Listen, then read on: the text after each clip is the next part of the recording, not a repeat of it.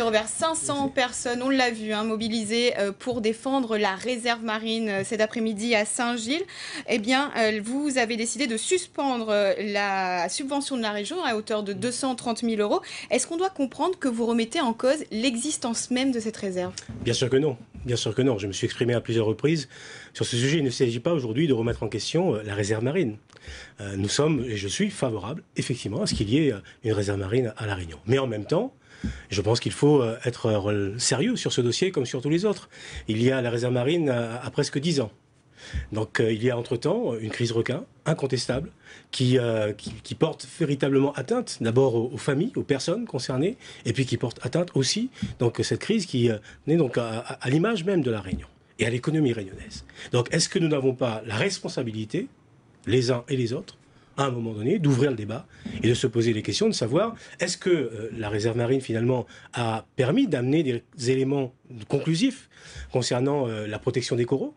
Quelle est la responsabilité, s'il y en a une, de la réserve marine aujourd'hui, de ses limites, de la réglementation sur la crise requin? Donc ce sont des éléments qu'il faut encore une fois avoir le courage de poser. Il ne s'agit pas de remettre en question la réserve, mais simplement de se dire qu'il faut faire un bilan. Vous savez, dans la vie, coupant une partie de ces livres, de fait, pour l'instant, vous compliquez un peu son fonctionnement. Ça fait 3 ans, Emmanuel Aguet, que nous demandons effectivement qu'il y ait ce débat ouvert. Ça fait 3 ans que nous demandons à ce qu'il y ait effectivement un débat transparent, serein, qui puisse être sur les différents sujets, qui puisse être posé, pour que nous puissions, et les uns et les autres, encore une fois, prendre des décisions. Vous savez, dans la vie publique, de manière générale, il y a cette obligation que nous avons de pouvoir être transparent et d'avoir des éléments d'évaluation des actions qui sont menées. Pourquoi est-ce que ça ne serait pas le cas sur un outil qui est la réserve marine aujourd'hui? Et vous savez, j'ai la même difficulté, le même problème avec le parc national des Hauts. C'est-à-dire qu'au bout de 10 ans, est-ce qu'on n'est pas en droit, les Réunionnais avec nous, de se poser la question de savoir est-ce que l'outil répond véritablement à sa mission? Est-ce qu'il ne faut pas rectifier, amender et faire progresser finalement? Et encore une fois, sur ce sujet donc de la réserve marine, il est important aujourd'hui de pouvoir revoir de notre point de vue la réglementation, de pouvoir revoir effectivement les limites également. À la pêche des requins boules d'or, par exemple, à permettre dans le périmètre de la réserve, ce à quoi la réserve s'oppose complètement. Les prélèvements sont absolument essentiels.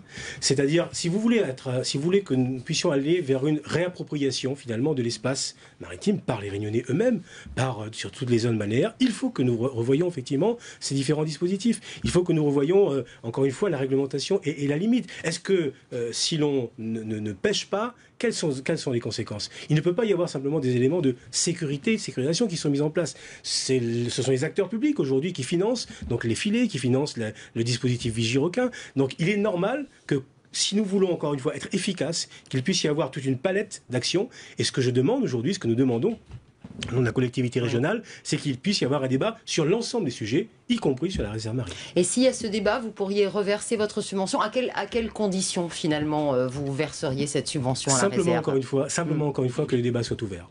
Vous savez, chacun défend finalement une position. Vous avez les scientifiques qui en défendent une, vous en avez d'autres qui défendent d'autres positions, etc. Je comprends tout cela. Ce que nous devons avoir tous aussi à l'esprit, c'est ce point d'équilibre. Il y a un point d'équilibre à trouver pour permettre effectivement que l'intérêt général l'emporte incontestablement sur les intérêts particuliers. Et donc, je sais bien que les uns et les autres essaient de faire des efforts, mais ces efforts ne sont pas suffisants aujourd'hui si nous voulons encore une fois être suffisamment offensifs concernant cette crise requin qui pénalise encore une fois très lourdement le territoire et les Réunionnais aujourd'hui.